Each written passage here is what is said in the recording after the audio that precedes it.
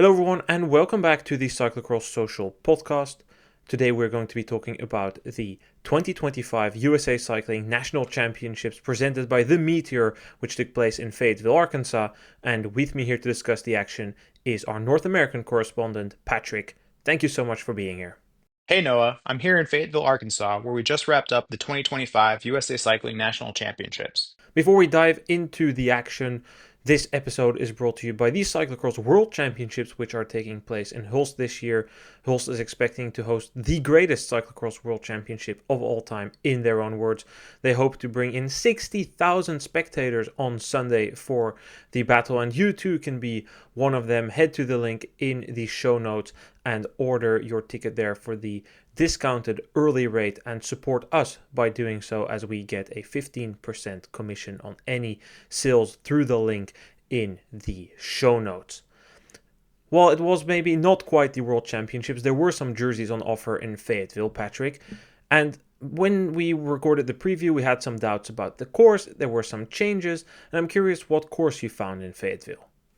A lot of talk going into the week was about how the course would compare to the previous courses we saw for the World Championships and for the several World Cups that were run at this venue.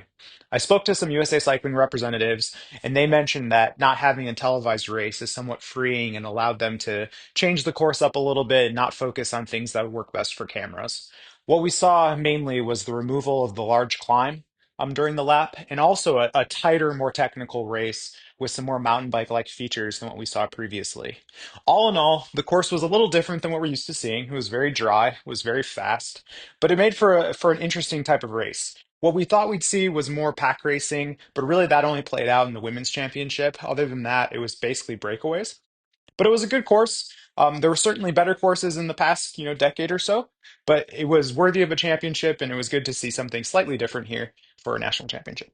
It's interesting when you say that they didn't keep the TV cameras in mind as much as possible here, unlike for the World Course, because the race was broadcasted on Flow Bikes, and that is how I watched the racing. So it was interesting, but I can still see the point you made about that, because yeah, there were some dead spots, and the camera footage wasn't as great everywhere, and there were some towers higher up and a long distance shot. It was a more than fine broadcast, don't get me wrong, but you could definitely see that they made some changes based on that, and perhaps therefore didn't prioritize the TV broadcast. The effects it had on the course, I think, are mixed. I would have liked to see that big power line climb in there. I think a course would benefit from such a distinct feature. Now the course was one like many, I wouldn't necessarily say European style, because the speed of that was definitely too high, but still, the corners that there were, it stretched it out, and as a result, not every race was as competitive. Certainly on the men's side, all the UCI races weren't real thrillers. And in the men's race, that was also the case, the men elite, because in the beginning, Eric Brunner took it somewhat easy. He sat in a bigger pack. Dylan Zakrasek, his competitive edge racing teammate, was setting the pace for a while, but then the inevitable happened. Brunner dropped the hammer. For a while, his lead over Cyprian McDonald was around 15 seconds. It went to 20, and ultimately he won by nearly 40 seconds, claiming the elite national title for a third time. He was joined on the podium by Ivan Sipi and Brody McDonald. What did you think of that battle for the win, Patrick? I think the men's race was a little bit of a mixture of what we expected to see, with a few little surprises thrown in there. So we both picked Bruner to win. That wasn't too much of a surprise. He won pretty convincingly, getting away from the group early in the second lap and kind of sealing the deal right then and there. We talked about Sippy previously, kind of being an outsider for the podium. He performed well and fought with Brody McDowell for most of that race, between second and third. So good race there. Surprise, but not a big surprise. Really, the big surprise here was Brody McDonald. He locked up that podium place pretty early on in that battle with Sippy. So then it was really a question of whether or not he would get second or third. Looking at his results from the season, we could have made a good argument going into this race that he would perform well here. And being the solid road rider that he is, with the conditions on the day and the fast, race course that was more like a Formula One track, it's not a big surprise that a strong road rider was able to pull away. But it's good to see an interesting podium here. I think the most glaring fact was that two of your three men's elite podium placers were racing for collegiate teams and not for trade teams. So I'm not sure what that means. I'm not sure what that means for the future of domestic racing here for the next few years. But interesting to point out here that neither of those two were racing under any, specific cyclocross program. Yes, certainly, Patrick. I don't have too much to add on that. It was simply a no, almost flawless execution by Brunner. A few minor mistakes here or there, but nothing really to note about that. And he was doing just fine, and he did what was expected of him. He had a great domestic season, taking a number of wins. I think Strohmeyer was the only one able to beat him on home soil, excluding that race I was at in Baltimore when he broke his boa. That was the first day of Charm City Cross, but for the rest, it's 1 and 2s on his results. He ended his season here going to focus more on the road with that aero road position on the cross bike. That is not really a surprise. Of course, it's a bit of a shame, but he did that big European campaign last year, and on the road, he did quite well last year, also at the national championships there. So I can see why, at 27, a rider who's more powerful than technical decides to make that decision. Moving then to the second place finisher, Ivan Sippi. I'm curious to hear what you think about his performance, Patrick, because afterwards I read on his Instagram that he's feeling more cyclocross racer every year and that he only really stepped into the cyclocross discipline due to his collegiate team, starting out in the U23 category racing in DuPage. This is something we'll come back to more in this podcast, but I'm interested to hear your thoughts about that. It's interesting that Sippy made the comment that he's becoming more of a cyclocross rider because following the race in Louisville last year and leading into this race in Fayetteville this year, we were talking about how the mountain bikers always tend to show up at these events and overperform and, kind of surprise the cyclocross riders that have been racing the discipline since September. But, it's not surprising that he's kind of coming around. Of course, like Fayetteville is a race that we see on the US Cup mountain bike circuit domestically. It uses the same venue. It uses a lot of the same features. Obviously, the really technical mountain bike stuff is taken out, but it's a place that a mountain biker in America would be used to, would somewhat feel at home at. So it's interesting that he makes a comment coming out of this race that he's becoming more of a cyclocross rider. I mean, I don't know if that's just, comfortable feelings about the venue or the conditions, which were dry. It felt more like a road crit short track mountain bike race than it felt like a pure cyclocross race. So it could just be, kind of confirmation bias looking at back at, a short-term event and making a comment like that. But it's interesting to hear, and I wonder if he's going to continue to race more cross here in the future. It's hard to tell if Sippi will do more cross, but personally I doubt it, unfortunately, because we've seen a number of riders get into cross because of the mountain bike scene in the US. Last year, for instance, Justin Peck, mountain biker, came in through the collegiate scene, raced nationals, and then made the trip to Europe. And this year, there's zero cross races behind his name. I don't know if there's any circumstances causing that, but you just historically see there's quite a lot of riders coming into cross through collegiate that never really did the sport for geographical reasons, cultural reasons, or whatever. But then collegiate brings them in, but there's no real next step from that. Like NICA is praised in many ways in the US for getting people on mountain bikes, but I've heard people in the mountain bike scene say that the number of people coming into the sport through NICA is still fairly limited and that the overlap there is not too big. So, yeah, it's hard to really see them change. And I mean, the same goes for McKenna Kellerman, right? She was very good and she was very strong too, came in through the collegiate scene. Her boyfriend Jack Spranger got her in, and it just didn't really materialize in terms of the cross potential. But we'll talk more about her in a bit. And what I will say is that the course in Fayetteville, you just spoke about that, like interesting seeing mountain bike riders do well on a road course, but mountain bikers too are very powerful riders. You see often that the stronger cross riders get drawn to the mountain bike because there's more money there. You all need watts, and here in Fayetteville those watts were important, perhaps more so than on numerous other courses that could have been hosting, like Louisville last year. You needed a degree of skill there in the muddy conditions in some of the races. So that, I think, did play a role because many mountain bike riders aren't as comfortable and confident on the cross bike. That also shows in the results because you see Brody McDonald third place. He also did well in Washington at the Pan American Championships. We probably neglected him a bit too much in the pre-race preview we recorded, but another road rider doing well, Marcus Shelton, another one of those powerful riders doing a limited campaign. And on this course you can get away with that because it's not that technical. It's relatively straightforward. It still has some elevation. The grass doesn't roll that well.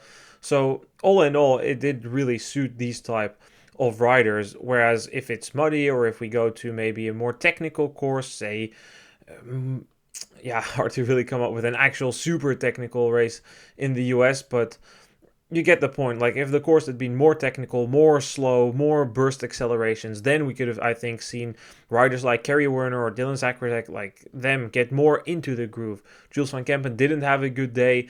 He too would have liked for more. He too should have been able to do more, even on a powerful course like this, but sometimes that's just the circumstances on the day. Moving on to the women's elite race, then, that was one of the more closely contested races of the weekend. We had a leading pack of 5 in the beginning. Alyssa and Catherine Sarkstoff were there for CXD Trek bikes. Lizzie Gonzalez, the Pan American champion, was there. Lauren Zerner and Cassidy Hickey, with the Nuss hanging in there for just a short while, but ultimately it were 4 riders. Zerner and Nuss couldn't stick with them on the powerful course, leaving Gonzalez, Hickey, Sarkisov, and Sarkisov to fight for the win. It was hard to really make a move on this course without any distinct features, so it came down to a final lap battle in which Lizzie Gonzalez was simply just that little bit stronger than Catherine and Alyssa Sarkisov, them rounding up places 2 and 3 on the podium, with Cassidy Hickey falling just off after being quite active in the middle of the race. I'm curious, Patrick, what did you think, like, course side, taking the pictures of that battle for the win? Yeah, the women's race was most similar to what we thought we would see going into this weekend. So, of all the races at the junior, U23, and elite level, that was really the race that kind of fit the pack racing, kind of road breakaway type setup that we thought we'd see a lot more of.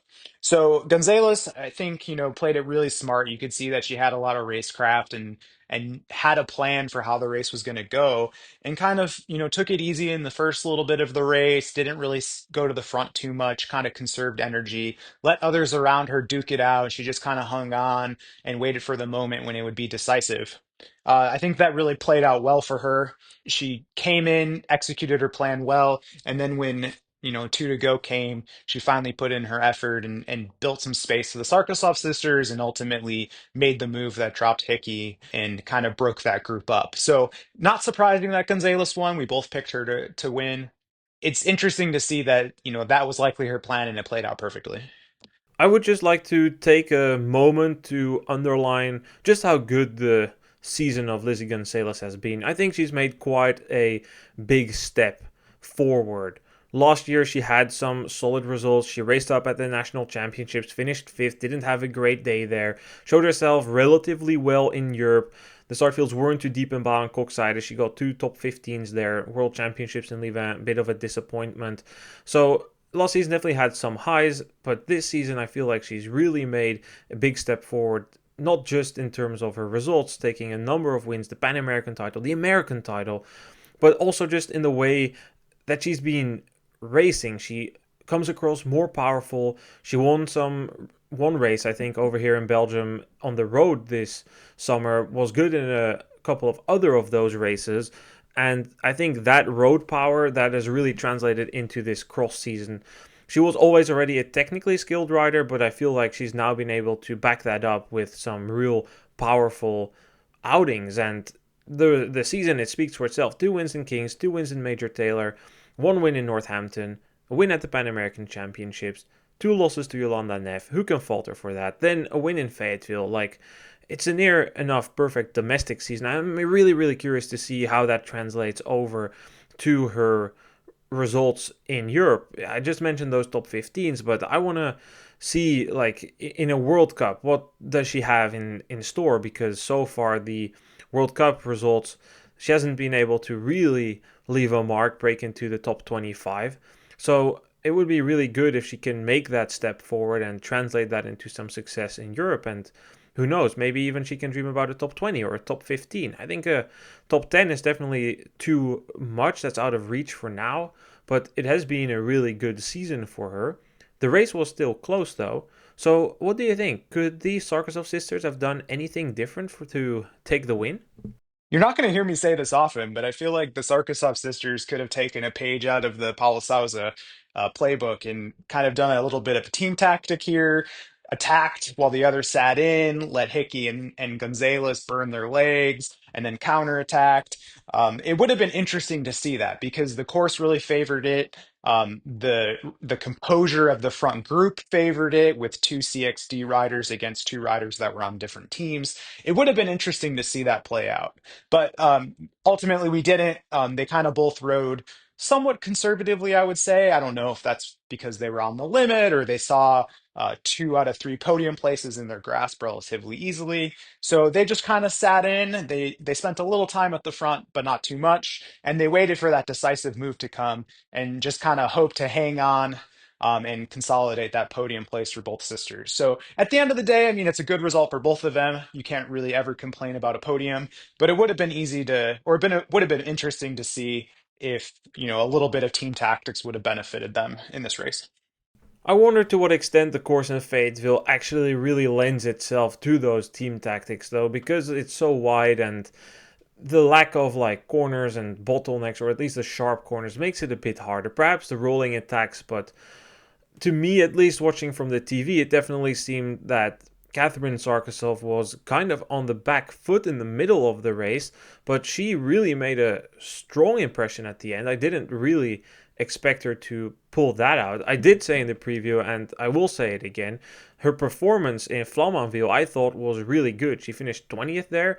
Sure, not everybody was there. I'll say that. But it was still a really, really good result for her, and that kind of showed here. So I'm interested, and I think it's nice to see that she decides to race up after winning the U23 title last year. Perhaps even more impressive that her sister also decides to race up as a first year U23. Also, a really good result for Lisa Sarkisov, and I'm curious to see what she can do in Europe. She has 3 race days under her belt, so she should be coming in with a lot of relative freshness compared to some of the opposition. Cassidy Hickey finished just off the podium, Patrick. What did you think of her race? Because to me, it seemed like she was hyperactive in the middle part of the race. I think I sent you a message in the first half of the race that said Hickey was doing way too much work at the front and this wasn't going to end well for her. And I mean, that's basically how it played out. So a leading group of five formed pretty quickly with Hickey, the podium placers, and Lauren Zerner hanging on there. That kind of broke up with about halfway through the race where Zerner got dropped.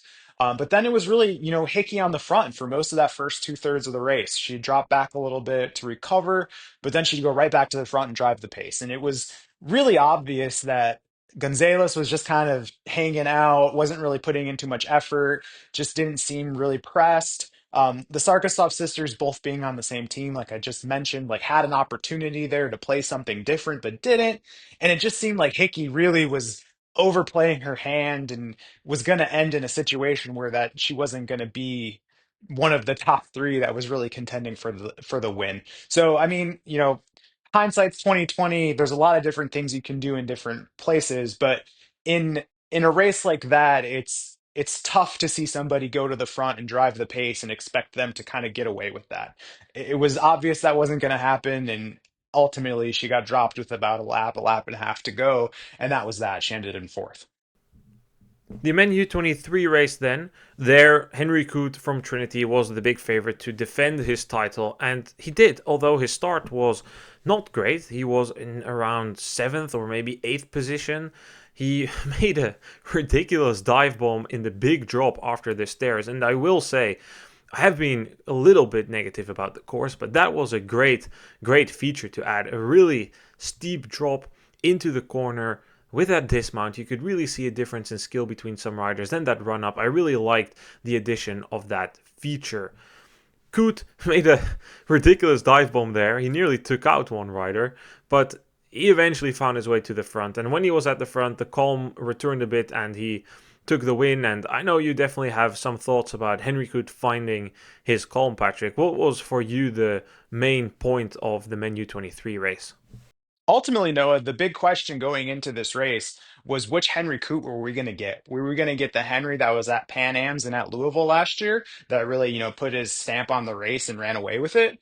Or would we get the Henry that we saw at Boulder, where it's a little bit of an underperformance, have some sloppiness, and ultimately not get the result that he's looking for?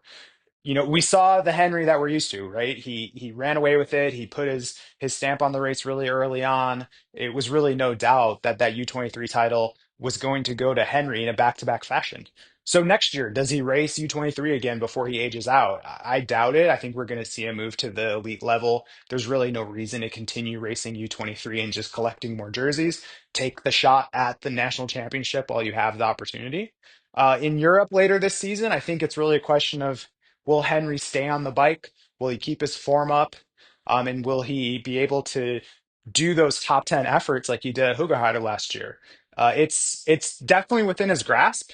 He just needs to kind of stay calm, collected, and ride within himself, because we've seen in the past when he kind of steps out of his comfort zone, he has a tendency to crash. He does things that put him in a little bit more risk. But if he rides within himself, he has really good results. So more of that, and we could see some really strong performances here for Henry in the coming month or so.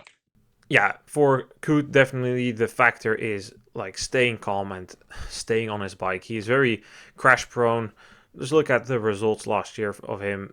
DNF in Besançon, crash. DNF in Benidorm, crash. Hoogerheide 10th, DNF in Louvain, crash. Like the last four races of his season were either hot or cold. So if he stays on his bike, he's insanely talented. He is very powerful. He has good skills, but he needs to be able to get them together consistently. That was maybe not necessarily the most important factor here in Fayetteville, but it definitely factors in for him. So he took the win. Jack Spranger got second. Ryan Drummond was third. I think Drummond is having a really good season. I am not entirely sure if he's on Compedge Local Elite or the main team. He's not yet listed on the UCI site, but I do know that he's coming over here in Europe. He's made quite some steps forward from last year, and that is something that you always want to see as a rider. Although for the podium finish, it could have been very close because Ben Bravman had a very good day. He was up there. He made a strong impression on the broadcast to me. But then he got punctured, and that was game over for him, despite having a really good day out there. So it happens sometimes, but it could have just changed that battle for the podium position also, with Luke Walter and Aidan Volmuth in the mix for the bronze medal. The women's under 23 race had a large number of riders fighting for the win. This was probably the closest contested race. We saw McKenna Kellerman set the pace for almost the entirety of the race, but eventually it came down to a sprint, which she still won. Patrick, your thoughts? We kind of expected this race course to lead to more pack racing, more sprint finishes. It's somewhat of a surprise that the only sprint finish we saw this weekend was at the U23 women's level. Same here in Fayetteville as it was last year in Louisville. So I don't know what that means, if that's a trend or if it's just kind of dumb luck. But it was interesting to see that because it really wasn't expected. I would have expected, three or four races to go to a sprint finish with the dry, somewhat fast, non-technical track that we had. That said, it was kind of apparent early on that Musgrave and Kellerman were going to go to the finish together, and it was going to be whoever made a mistake or whoever came down to the sprint finish. For Musgrave, it was kind of risky letting Kellerman stick around that long. I think it's somewhat expected that she was going to be a better sprinter, especially on a long paved straightaway like that. So it would have been interesting to see her make a move to try and drop Kellerman early on. But ultimately, it came down to a sprint. I don't think it's a negative on Musgrave. I think Kellerman's a super strong rider. Doesn't race too much on the cross bike. Does enough to have some strength coming in here. But Musgrave is racing a lot more, and it's a question of whether or not starting a really early September season and then racing USCX races early on, transitioning over to Europe, racing in Germany, racing in uh, Czechia. There's a lot of international travel going on there for Musgrave. And I wonder if all of that kind of catches up with her when she comes back to the US to race a national championship. So, I can understand it. I can understand wanting to race nationals. I can understand wanting to race in Europe, but the schedule's already difficult enough as it is. So Musgrave kind of makes that harder on herself by choosing a lot of races, racing a lot in different countries with different customs and different things. So interesting to see it happen. I don't know if it really affects the race day, but it's a observation that's easy to make and a question that's easy to raise. Yeah, Patrick. I think I should start with maybe McKenna Kellerman because she is a extremely fit rider. Like the physical strength of that race was something else. The way she was running up the stairs, the way she was running at the barriers, the way she kept accelerating. It was truly on another level. I think physically, she might have been putting out like 40 watts more than Musgrave and Asseltine. But McKenna Kellerman is another one of these riders who got into cross a number of years ago through the collegiate scene, through her boyfriend Jack Spranger, and she's always performed well. Sixth at her inaugural national championships last year. She was second. She honestly should have won that race if she didn't crash late. Now she takes the win, but the cornering, the way she shoulders her bike, it's definitely a raw cross riders. Like she doesn't have that finesse, and that showed here as well. But because she had so much power, I don't really know what else to do because every single straightaway, Musgrave was sprinting to be on that wheel. Asseltine was dying behind there. She made a small mistake later on, but to me it seemed like she was always the weakest out of the front. Musgrave made one move just before the pit in the final lap to take the lead, but it's so hard to make a pass on Kellerman with just how fast she's going and how much she's accelerating. You need to have the gas left. Musgrave could have won this race if she reached that section of dirt hills first. That's definitely where she was stronger. We saw a number of times that she was literally held up. But it doesn't matter, I guess, when you're up against a rider who's so much stronger. And I know we'll circle back to this in the end a little bit, but to me it just hurts my cyclocross heart to see that there's so much raw talent in there and that they aren't sucked into the sport and they aren't coming to Europe and they aren't having any incentives to really learn those cross skills. Because boy, if McKenna Kellerman develops some cross skills, like it would be, the potential would be off the charts. I mean, even based on this, I would say try the road bike because so much potential, such a great race there, such a great duel for the win. And then to answer your point about Musgrave and the travel, yeah, it's a lot of travel. I think it's a lot of racing, probably nearing the, well, not 20, I would say from the top of my head, about between 15 and 20 races for Musgrave, flying back and forth a number of times, but also at the same time, quite some good results. Tabor, Flamanville, close to a top 20. Sure, we'll see what happens now, but maybe it's a blessing in disguise because she was in Europe for so long. She wrote on her Instagram that she's having some problems with the days on her visa. So she won't be doing too much at Christmas. She can rest a bit, build back up. It's a very difficult approach because you're out of the race rhythm, but it could potentially work out. So Musgrave too is having a very great season, and I definitely think that for her, the whole European stint is definitely paying off because the technical skills I saw in Flamanville were definitely much better than what she was before, although she's always been a relatively skilled technical rider. I have one final point here on the woman under 23 race, and that is just another example of the McKenna Kellerman. It's Elizabeth Knight, another rider from the mountain bike who's kind of dragged into racing cyclocross through the collegiate scene, raced in Boulder, now at the national championships, fifth place here. She too doesn't have the great technical skills, but she has a lot of power and is kind of enjoying it. So I just wish there was something that would suck all these talents, because that's what they are, in. There's just so many of them. So yeah, I mean, Sam Paternoster, another one further down in the results. Okay, you get the point. I will briefly move to the youth races and kind of just give a little bit of a recap there from the men and women junior, and then also the 15-16 races, because we had a number of riders on the podcast a number of weeks ago and people have inquired me to talk about them and their results. So the men junior race, we can be brief about it. Ethan Brown was the strongest, mainly on the stairs. The way he was running up was absolutely crazy. I saw Ethan Brown this summer at summer camp in Montana, Eurocross Academy summer camp. And there in the morning they run the bleachers, and Ethan Brown invented the bleachers GC. So that was pretty much who lost the least positions while running the bleachers, and he started first every time, and he, I believe, won that GC, or maybe he finished second. But that definitely showed in the running because his shouldering technique was a little bit weird. First, he suitcased the bike for the first few steps, and then he put it on his shoulder. But the speed was definitely there, taking big steps, not really any fatigue kicking in.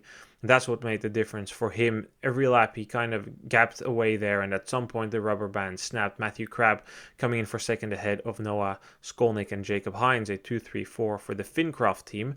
The women's junior race was also a good one to see. Ada Watson went out very hard very early. She opened the gap. It seemed game over, 25-second lead at some point. But then she started to fade, and in the chase, Kira Mullins and Tessa Beebe, they both started to come to the forefront, eventually catching her in the final lap. It was Kira Mullins at that point who had broken away just a little bit from Beebe, and Mullins went on to take the national title ahead of Beebe and Watson. Then the 15-16s, we had a number of them on the podcast, I think at this point 3 weeks ago, and listeners have inquired to hear about them from their results. So in the men's 15-16 race, we had Severin McCarter, the guy who said he made eggs in the podcast and that his teachers didn't care as long as he did the work. He took the win there. He didn't have a great start, but moved his way to the front. He told me that he was extremely happy with his result. Luke Johnson tried to take advantage of the weaker start of McCarter, but couldn't keep that lead all the way through the race. He finished second. And then we had Paxton Summers coming in for third place finish, also from the Fincraft team. Paxton Summers was the one who said the Ravens were going to win the Super Bowl. Summers was in a quite big battle, but managed to break free from that group in the penultimate lap to take a third place finish. Then we also had a number of other riders because while the podium was entirely on the podcast, there were also other riders on the podcast who raced the national championships in the boys category. We had Lucas Young, the American rider who lives in Germany, coming in for 10th. He said he didn't have a great day and didn't like the course. Then there was Josiah Bauer and Emmett Davis finishing all in the top 25. On the women's side, Abby Cole, the twin sister who, according to her other sister, doesn't really care about the opinion of others, finished second. She put in a big final lap sprint to try and bridge to Anna Marosevic, who had broken away, but that didn't work. Elena Svenstrup finished third. She said she was ecstatic with her performance, her best ride of the season, and that she was extremely pleased to finally be back at the top level after suffering from long COVID earlier this season. Kinsley Oberding from Minnesota, Apple Valley. You might remember her as well. She was extremely profound on the bike paths. She finished in fourth place. Sixth place went to Lily Cole, the other twin sister. Ava White finished 13th, and Zoe McGuire came in somewhere in the lower end of the top 20 after a crash. So, that much for the results, for what you need to know about all that. And then, Patrick, for me, kind of the question becomes, what is your overall take on the weekend? We saw a number of riders sitting out, no Strohmeyer, no Cusack. We saw a number of mountain bikers do very well. Ivan Sippi, Eric Brunner not coming to Europe. Do we call him a roadie now? Jack Spranger, McKenna Kellerman. So what's kind of your take on the state of US cyclocross? All in all, Noah, this event was a solid event. USA Cycling put on a good race. They built a good course. They didn't fall into the trap of duplicating the track that we saw at the World Championships and at the World Cups. They went outside of the box there. And I think that was to the benefit of the racing. It was to the benefit of the spectating. It was to the benefit of the event overall. One thing that I have to note because it was so apparent was that the crowd size just wasn't there this year. And I don't know if it's because of the location. Fayetteville and Bentonville are both cycling hotbeds, but not necessarily cyclocross hotbeds. And so I don't know if, there was just a complete lack of non-endemic fan base to go tap into. but there were very, very small crowd sizes. And it's unfortunate to see that because the racing is good. This is a compelling discipline that supports spectating. And so it'd be great to see spectators in bigger numbers, but hey, it is what it is to some degree. On the results side, it's interesting to see that a lot of the riders that finished on podiums here are going to wrap up their seasons domestically and they're not going to transition over to Europe. So the full men's podium likely not going to be seen in Europe. Uh, Brunner, after his race and his interview on Flow, said that he might race Benidorm. He didn't really say whether he would race Worlds, but we're not going to at least see him until mid-January. McDonald and Sippy both said their seasons are over. Kellerman's wrapping up her season and shifting over to the mountain bike. So it's kind of unfortunate to see that your top tier podium finishers at your marquee event aren't going on to the next phase of the season. And maybe that's because the top riders are already in Europe and didn't come back, or because the top riders in cyclocross right now are coming across from other disciplines that are their primary discipline. There's a million different reasons, but as a spectator of the sport and as a fan, I would like to see the riders that perform well at nationals go to Europe, go race against Vanderpool, Wout van Aert, all the other European riders so that we can get a feel for the quality of course we have, the quality of rider we have, where we fit in the whole cycling landscape. So that's kind of my thought. It's not really important necessarily, but it would be cool to see it on TV. I will leave that judgment more to you, Patrick, as you were on the ground. I think for next year I'll try my utmost best to be there as well and squeeze it into the budget. So if you want me to go to the US Nationals, please consider buying your tickets for the Holst World Championships through the link in the description, or to become a subscriber of Inside Cyclocross or Substack. And yeah, I think I do agree with your assessment. It definitely could perhaps use some revamp with the date choice or just the overall look and the way that the event is organized. But I will say this though. In many countries, cyclocross suffers from riders leaving to road and mountain bike. In many countries, they just disappear though, and they leave the scene for what it is, and you see the riders who become national champion and you just see them where they are. They too would probably have road riders coming in quite cold to take the win, or mountain bikers. In the US, though, the college system is kind of unique because it kind of keeps many of these people in the sport at least until they're like 24. So through that, they do come to the national championships and they do kind of not I don't necessarily want to say beat down, but they overachieve compared to the full-time cyclocross riders, making it look slightly worse perhaps than if they just didn't show up. If they didn't show up, it would be the same as the USCX series, and that is perhaps also the same way we look at the German scene or the Swiss scene or whatever. So for that much, I do think that we also shouldn't be too negative because of how that all is organized. But I thank you very much for coming on, Patrick. Thanks, Noah. We will be back later this week with a power ranking episode, and then the Christmas Mayhem starts. Thanks for listening, everyone. Catch you guys soon. Goodbye.